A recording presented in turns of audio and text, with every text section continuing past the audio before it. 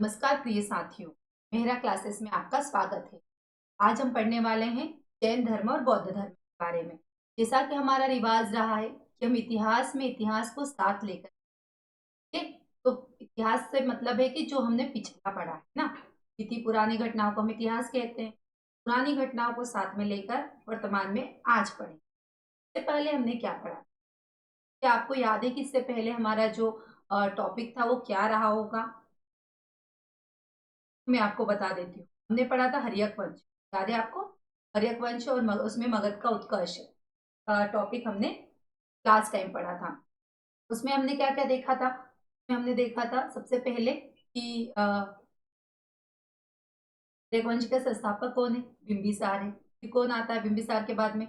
शत्रु आता है। फिर कौन आता है? उदयन आता है। उदयन के बाद में फिर कुछ शासक ऐसे रहते हैं जो ठीक से काम नहीं करते। शिशुनाग वंश की स्थापना होती है। फिर नंद वंश आता है। नंद वंश के बाद में नंद को नंद में जो घनानंद रहता है उसको मारकर फिर मौर्य साम्राज्य की, यहाँ तक हमने पढ़ा था। अब हम सबसे पहले देखेंगे कि जैन धर्म और बौद्ध धर्म के बारे में कि स्टोरी की तरह समझ, क्योंकि हम जो यहाँ पर पढ़ने वाले हैं वो क्या होगा? वो होगा हमारे सारे फैक्ट होंगे कि उसमें कोई स्टोरी नहीं चलेगी। और मुझे लगता है कि आपको पहले स्टोरी जानना बहुत जरूरी है। सबसे पहले हम स्टोरी की तरह जैन धर्म और बौद्ध धर्म को पढ़ेंगे कि इसमें सबसे पहले हमारा आएगा जैन धर्म। जैन धर्म में सबसे पहले देखते हैं हम कि कितने तीर्थंकर हुए जैन धर्म के बारे में, है ना।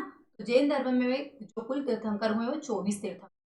क्या हमें 24 तीर्थंकरों की सारे जीवनी पढ़नी पड़ेगी? नहीं, हम प्रमुख तीर्थंकरों के बारे में पढ़ेंगे।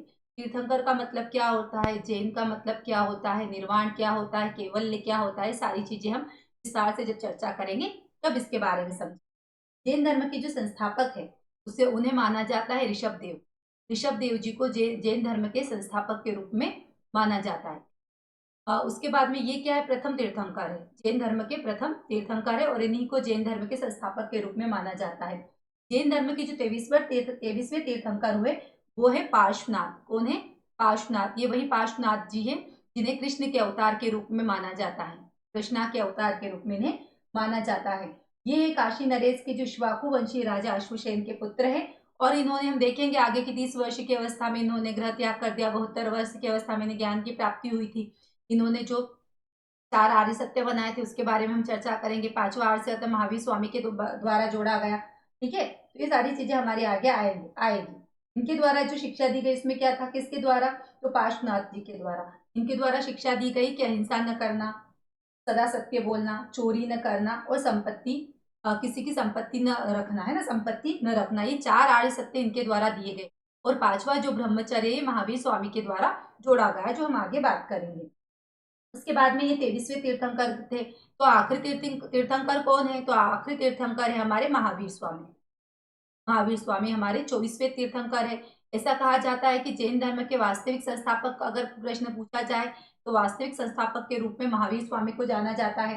महावीर स्वामी का जन्म 540 ईसा पूर्व, सर्वमान्य मत है, विभिन्न मतों के बारे में भी हम चर्चा करेंगे, ईसा पूर्व पूर्व में हुआ है ऐसा कहा जाता है। कहाँ हुआ है?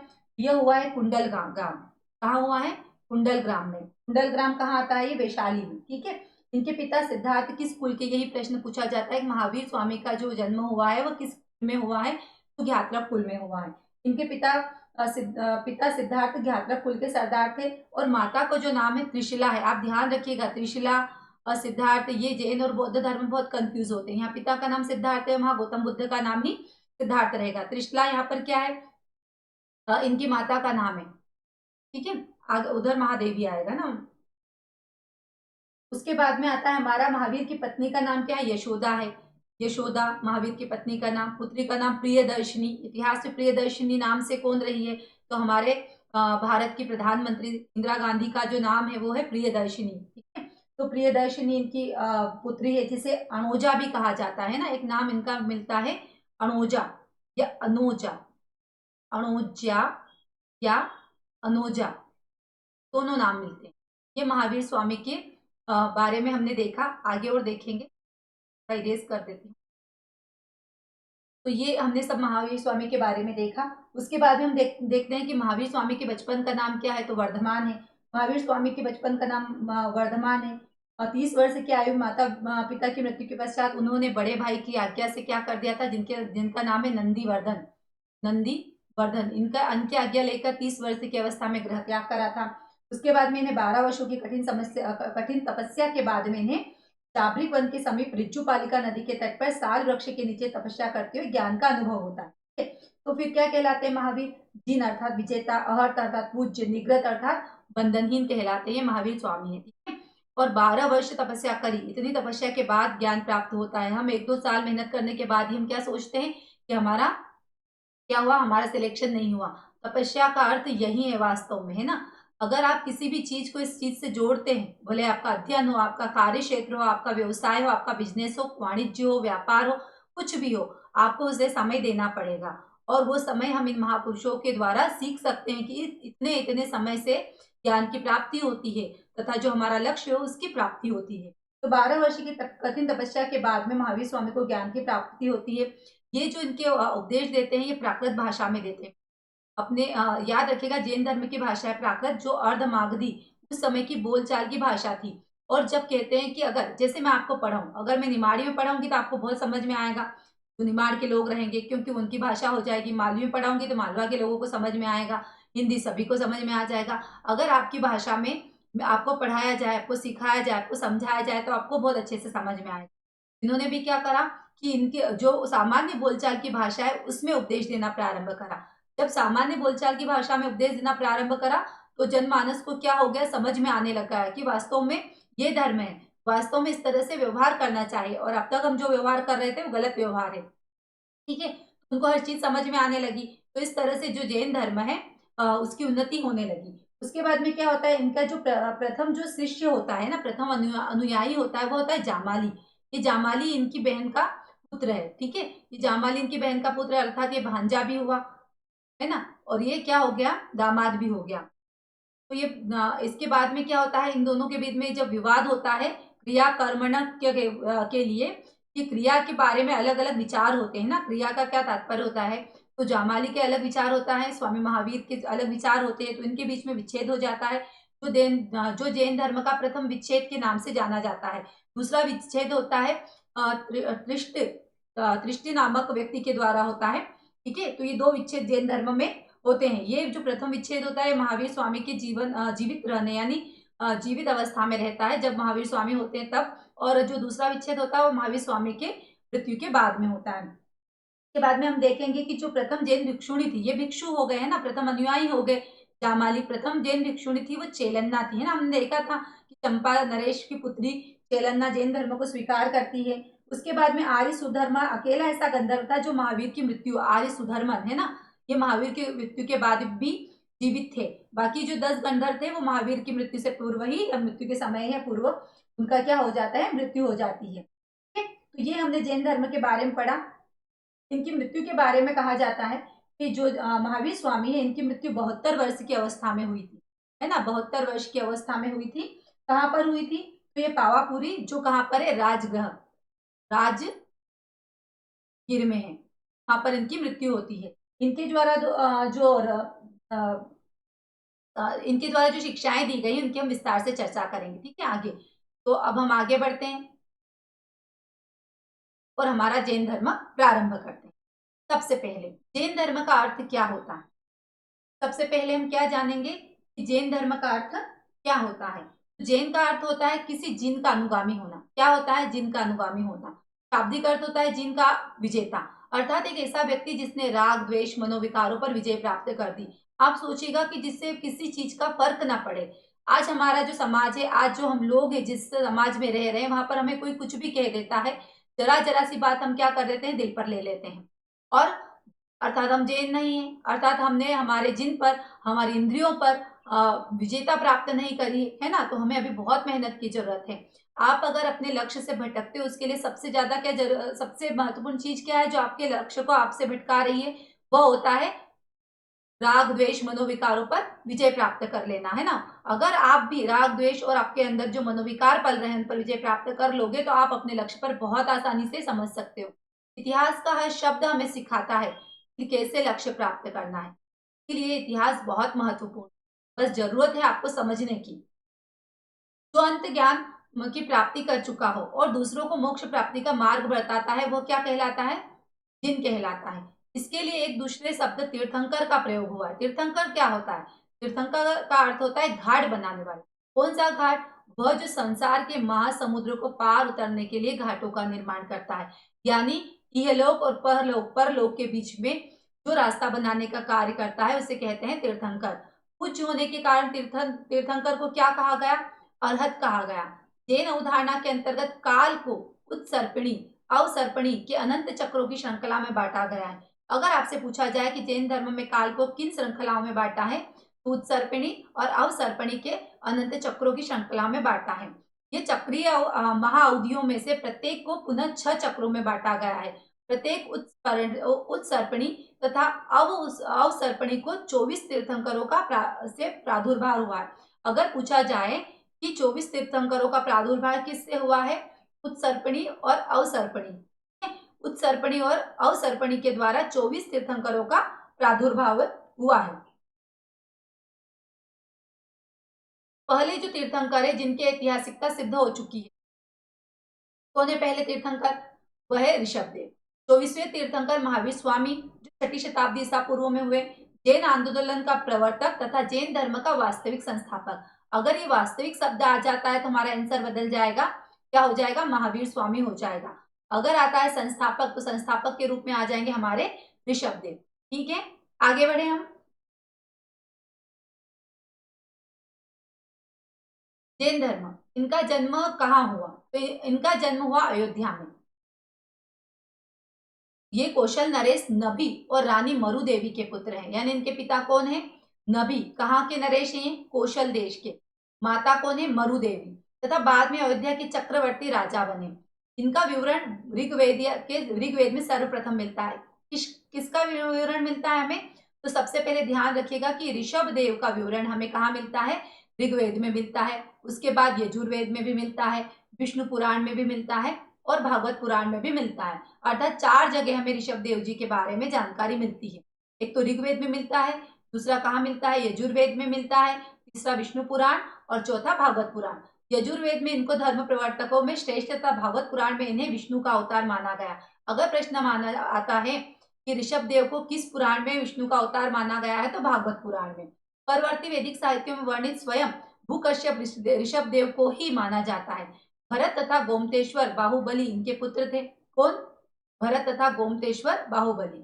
जैन श्रुति के अनुसार इन्होंने अपना राजपाट अपने पुत्र भरत के पक्ष में त्याग कर तपस्या का मार्ग अपनाया था, है ना। अट्टवाई कैलाश पर्वत पर इनकी मृत्यु हुई। ऋषभ देव को आदिनाथ या केसरिया नाथ इसलिए कहा जाता है क्योंकि इनकी मूर्ति पर केसर चढ़ाया जाता है। मूर्ति कला में इनका अंकन केशी रूपी या कुटिल केश में किया गया है।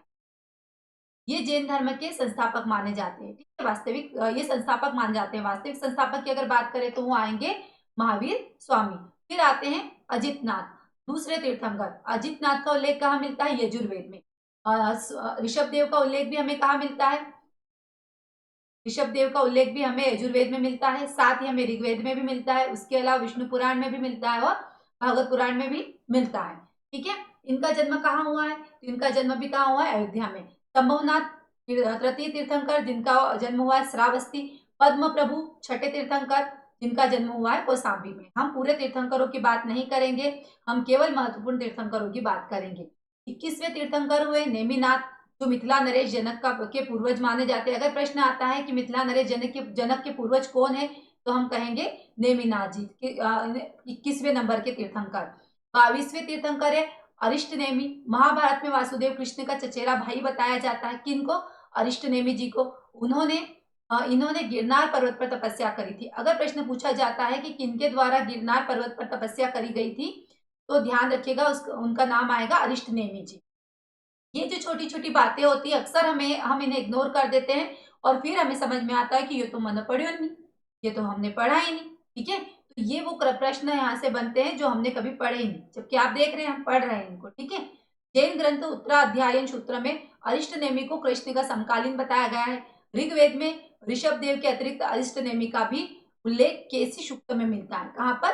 केसी सूक्त में। अभी हमने देखा था अजितनाथ जी का उल्लेख मिलता है यजुर्वेद में। ऋग्वेद में ऋषभ देव के अलावा किसका मिलता है? अरिष्ट नेमि जी का भी मिलता है।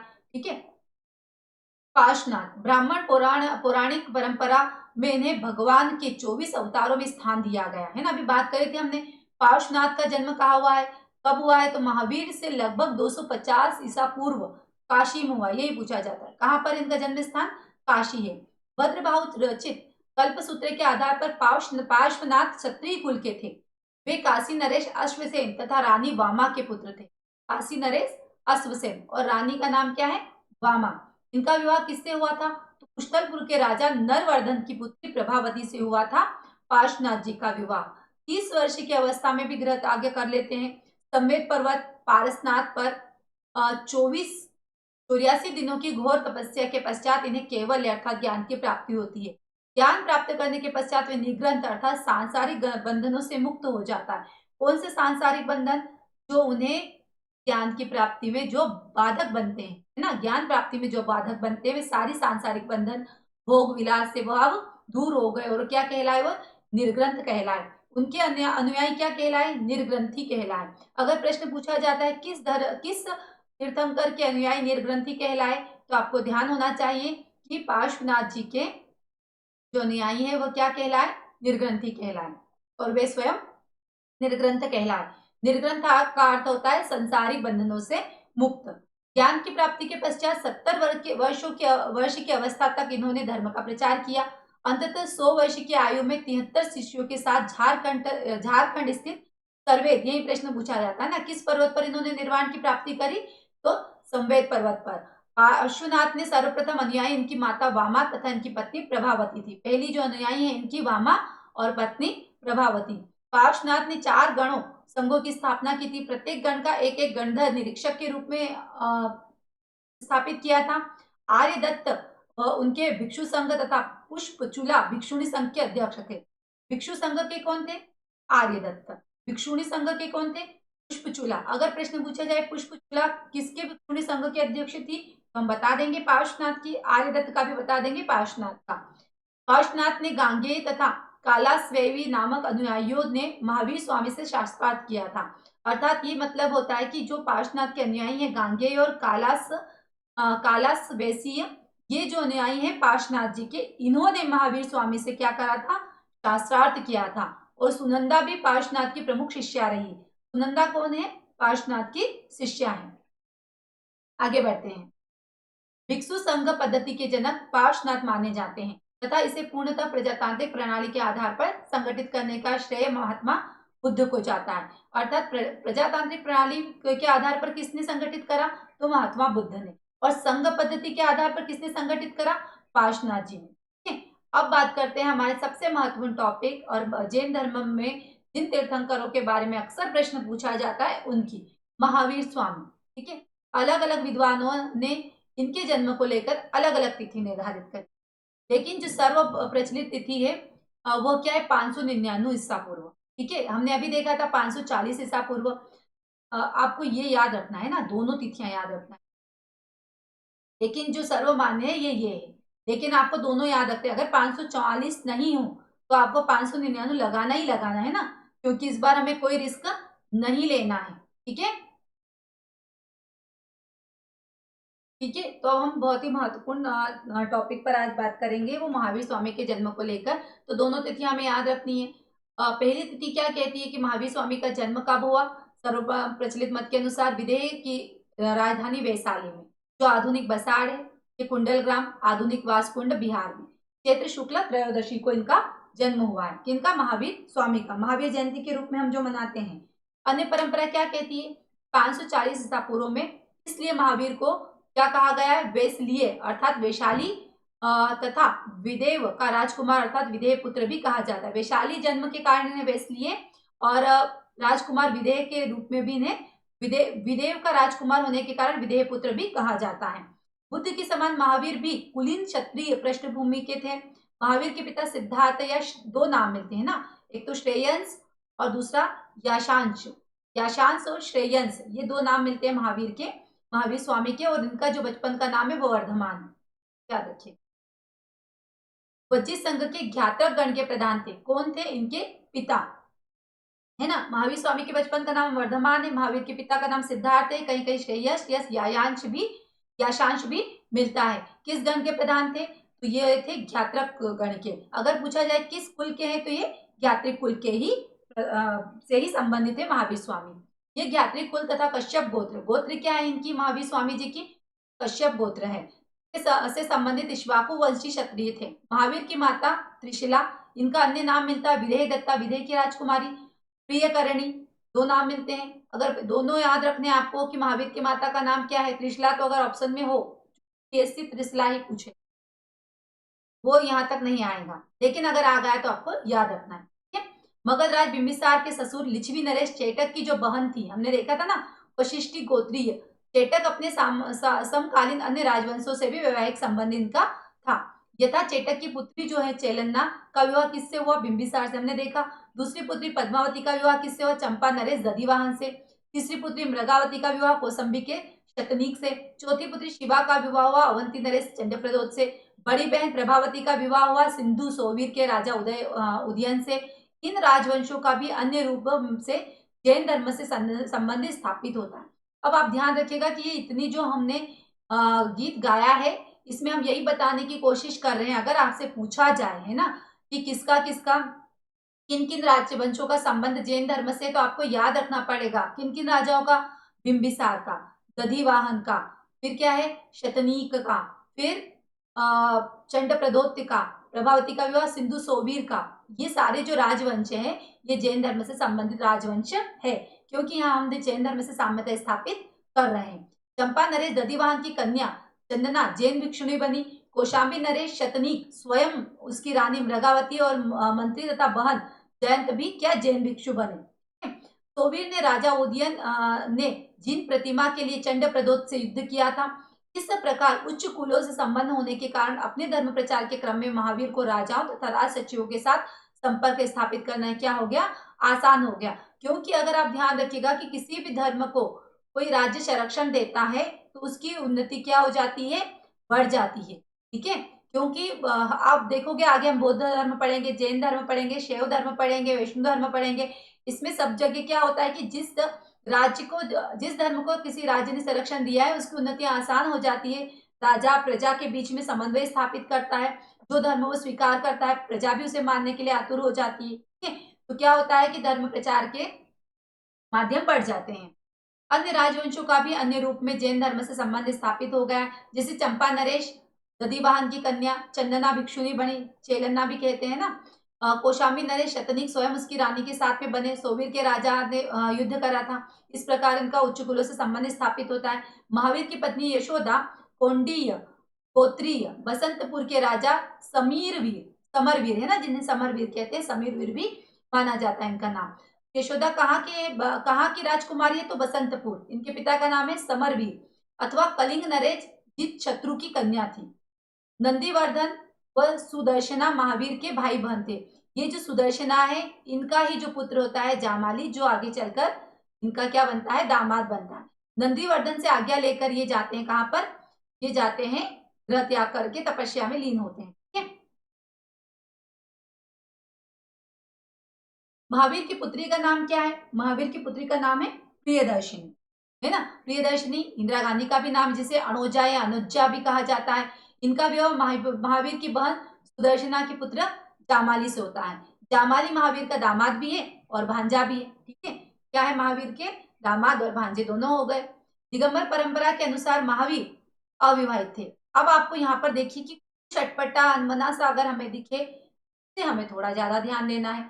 अब इसमें अटपटा अनमना क्या दिख रहा है कि भाई जब हम एक तरफ बात करें कि महावीर स्वामी की पुत्री प्रियदर्शना है, उनका दामाद क्या है? जामाली है, तो फिर ये जो दिगंबर परंपरा है वो क्या कह रहे हैं कि महावीर तो अविवाहित थे। तो अब आपको ये परंपरा के बारे में मालूम होना चाहिए कि परंपरा में महावीर स्वामी को अविवाहित कहा गया है, ठीक है। तो दिगंबर परंपरा के अनुसार कल्पसूत्र के वर्णन के अनुसार महावीर प्रथमतः ऋषभ दत्त ब्राह्मण की पत्नी देवनंदा के गर्भ में आए। फिर क्या हुआ कि देखा कि जो पहले जो तीर्थंकर हुए वह सारे क्षत्रिय कुल के थे, तो इन्हें क्या करा कि इंद्र के द्वारा देवनंदा के गर्भ से निकालकर माता त्रिशला के गर्भ में प्रतिस्थापित किया गया। तो आपको ये जो देवनंदा है, इनका नाम याद रखना है कि किनके गर्भ में गए थे महावीर स्वामी? वो देवनंदा जी के। क्योंकि जैन तीर्थंकर क्षत्रिय के अतिरिक्त किसी अन्य वर्ण में जन्म नहीं ले सकता था, तो महावीर स्वामी को फिर क्या करा कि इंद्र के द्वारा देवनंदा के गर्भ से निकालकर माता त्रिशला के गर्भ में प्रतिस्थापित किया गया। महावीर स्वामी के बचपन का जो नाम था वो क्या था? वर्धमान था। उनके पिता के द्वारा रखा गया क्योंकि उनके जन्म में क्षत्रिय कुल में संपन्नता आई थी। सिद्धार्थ ने वर्धमान के जन्म के समय बलि कर में छूट प्रदान कर दी थी। कौन से कर में? बलि कर में। रक्षा पुरुष के घरों में प्रवेश करने की आज्ञा वापस ले ली तथा कारागार से क्या कर दिया? बंदियों को मुक्त कर दिया गया। 30 वर्ष की आयु में महावीर स्वामी क्या करते हैं? अपने बड़े भाई नंदीवर्धन की अनुमति से गृह त्याग करते हैं। और फिर ये बात आप ध्यान रखिएगा कि बड़ों की आज्ञा के द्वारा ही जैन धर्म में गृह त्याग या जैन धर्म को अपनाए जाने की प्रथा थी। षडवन उद्यान पहुंचकर अशोक वन के नीचे विश्राम किया और अपने केश मुंडित करवाकर अलंकरण रहित होकर श्रमण के लिए गए। सबसे पहले उन्होंने क्या करा कि केश कटवाए। ठीक है, तो इनके द्वारा केश कटवाए गए। फिर गृह त्याग के 13 महीनों के पश्चात उन्होंने वस्त्रों का भी त्याग कर दिया।